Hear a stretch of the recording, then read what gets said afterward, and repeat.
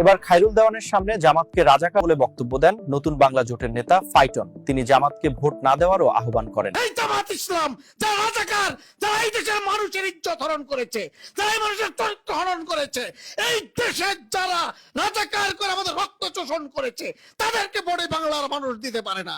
অন্যদিকে এই বক্তব্যকে ঘিরে সোশ্যাল মিডিয়ায় চলছে সমালোচনার ঝড়। তীব্র নিন্দা জানিয়ে রাজপথে ভুয়া ভুয়া স্লোগান দিচ্ছে জনকল্যাণ পার্টির নেতাকর্মীরা।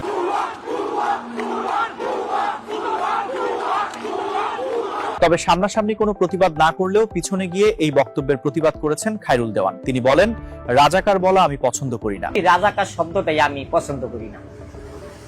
এই শব্দটাই একটা খারাপ। এখন বলতে আছে 24-এর রাজাকার, আগে বলতো 71-এর রাজাকার। এই রাজাকার শব্দটা না বলাই ভালো, বিরোধিতাকারী বলা যায়, কিন্তু রাজাকার বলাটা আমার কাছে ভালো কিছু মনে হয় না। এগুলো উচ্ছৃঙ্খল বিশৃঙ্খল রাজনীতি, এগুলো আমার জনকল্যাণ পার্টিতে নাই। তাহলে আপনি কিছু হইলেই জামাত রাজাকার, ওই রাজাকার, ওই রাজাকার, এটা বড় দল যারা আছেন তারা একটু মুখে লাগাম দিয়ে কথা বলবেন।